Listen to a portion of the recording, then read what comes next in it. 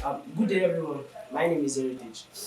I'm here to show us a profound topic in mathematics, and it's also going to assist you in your knowledge of binomial expansion, binomial theorem, and all other aspects of mathematics. And the topic here today is permutation and combination. In the last video, in my previous video, I showed us how we can use Pascal triangle to make our expansions, especially those with higher powers.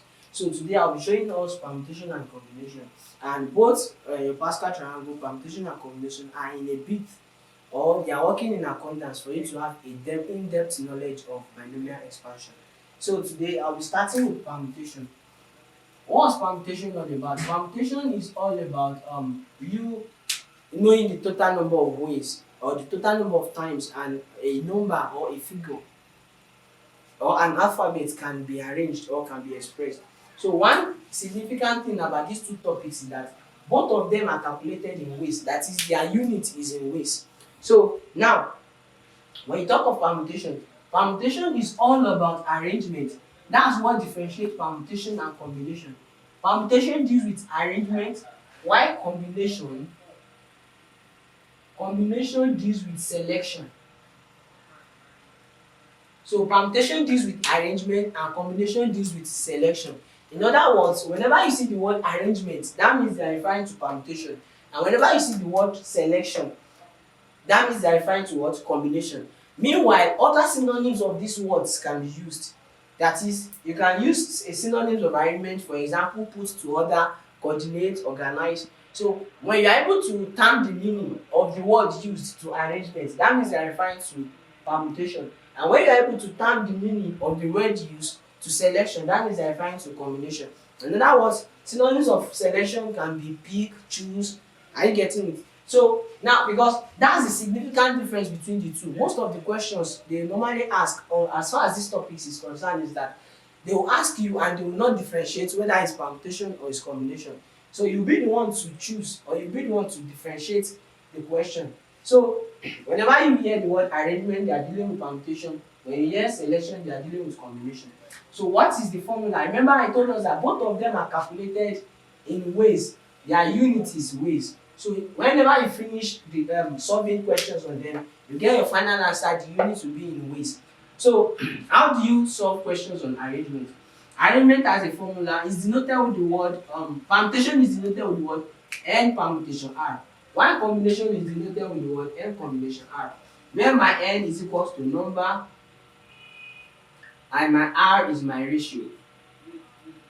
My n is my number and my r is my ratio. So permutation has a formula n factorial divided by n minus r factorial, while combination has a formula n factorial divided by n minus r factorial another r factorial. Now mind you, this combination formula can be written again as, or you can have it as n factorial divided by r factorial n minus r factorial. So this is another way you can write it. Remember, multiplication is commutative in nature. That is 2 times 3 is equals to 6. 3 times 2 is also equals to 6. So when you displace this r, since it's bracket which means multiplication, when you displace the r in the formula, you arrive at the same answer.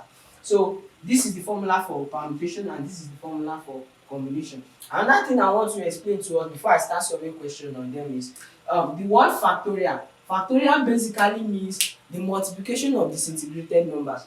For example now, if 7 wants to disintegrate, 7 will disintegrate in 7, 6, 5, 4, 3, 2 and 1. Now you are not going to include 0 because factorial simply means the multiplication of disintegrated numbers. That means the moment you include 0, 0 times 1 million is 0. That means you are actually making everything to be 0. So that's why we exclude 0. So whenever when they ask you 7 factorial now simply means 7 times 6 times 5 times 4 times 3 times 2 times 1. If they say 3 factorial means 3 times 2 times 1. So that's the basic meaning of what? Of factorial. So what we'll do now is we solve questions on permutation and combination. The question is now in how many ways can 5 boys be arranged among 3 girls? Now, to answer this question, we are not told whether the question belongs to permutation or it belongs to combination. And another thing is, they only ask us that in how many ways can 5 boys be arranged among 3 girls. Now, the two numbers that are involved here are 5 boys and 3 girls. Now, basically, one thing that we must understand in both permutation and combination is that they deal with improper fraction. That means, I told us that permutation is n permutation r and combination is n commutation r. That means my n must always carry the highest number. That's the number with the biggest value. So for example, now the biggest value here is 5, which is automatically I'll be having, if it's permutation, it will be 5 permutation 3, and if it is combination, it will be 5 combination 3. Are you getting it now? So now the next thing I need to find out is, does this question belongs to permutation or combination? So you have to read again and see the content of the question. In how many ways can 5 boys be arranged among 3 girls? This is our emphasis, the word arranged. I told you, whenever you hear the word arranged or any other synonyms of arranged, they are referring to permutation. So automatically this question belongs to permutation. So that means I'll be having 5 permutation 3. So 5 permutation 3, remember the formula for permutation is n factorial divided by n minus r factorial.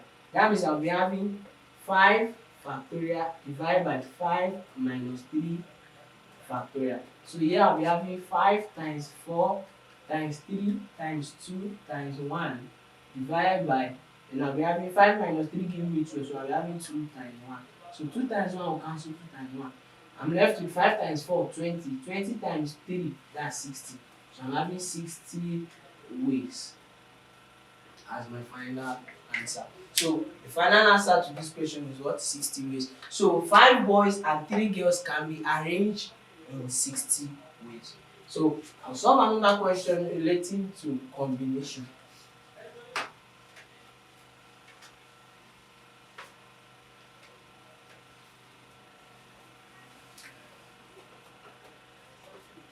If Lola has 3 paint rubber, 3 paints to be used in an apartment,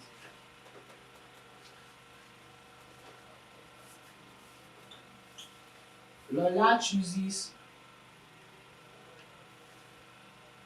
a bedroom and kitchen only. Find the total number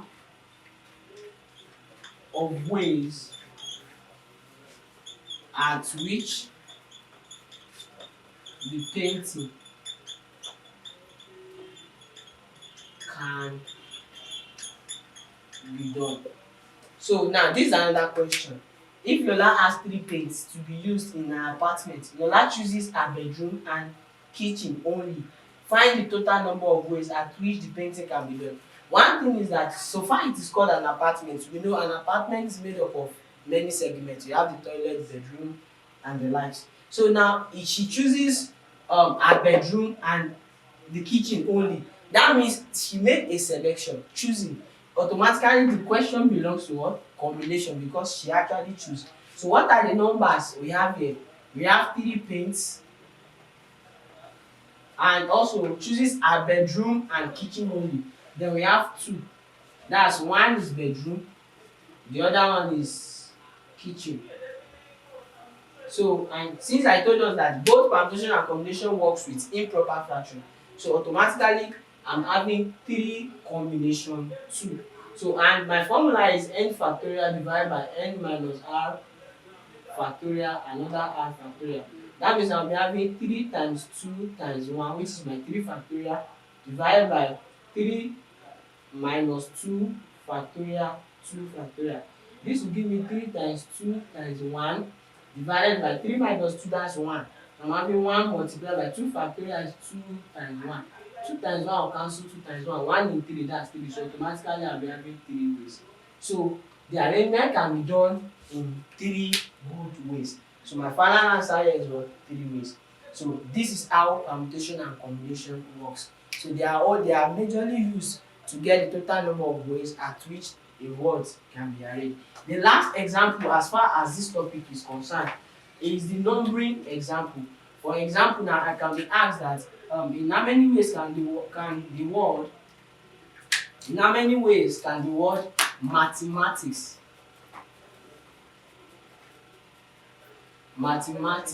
be arranged. So if I want to get the total number of ways at which mathematics can be arranged, what I will do is, first of all, I will count the total number of letters I'm having. This is 1, 2, 3, 4, 5, 6, 7, 8, 9, 10, 11. So I'm having 11 factorial divided by. Now begin to check which one is appearing twice. I'm having my m to be appearing twice. That's 2 factorial for m. Then I'm having a also to be appearing twice. That's another 2 factorial. Then my t is also appearing twice. Another 2 factorial. If it's appearing 3 times, it will be 3 factorial. H is 1, so that's 1 factorial. We don't need to write it because 1 factorial is still 1 times 1, which is 1. Then E is also 1. We don't need to write it. We are done with M, we are done with A, we are done with T. I is also 1, C is also 1, and S is also 1. So this is what we have. So this will be our final answer. So that's that. Then another thing they can ask you is that they can actually say, let's say 2 boys, 3 girls against 4 boys, 5 girls. So in this case now, once you are able to identify that the question is permutation or combination, so here it will be 3. If it's permutation, it will be 3 permutation, 2 multiplied by 5 permutation, 4. So the answer you get here, you multiply by the answer you get here. And if it's combination, it will be 3 combination, 2 multiplied by 5 combination, 4. So you just multiply the answer and get your answer. So don't forget to make use of the comment box to ask any question. Immediately I get rid of the question, I will attend to it and I will solve them in the next tutorial. So kindly click the notification bell on it so that anytime we upload another video you will see it, and also click the subscribe button. Thank you very much.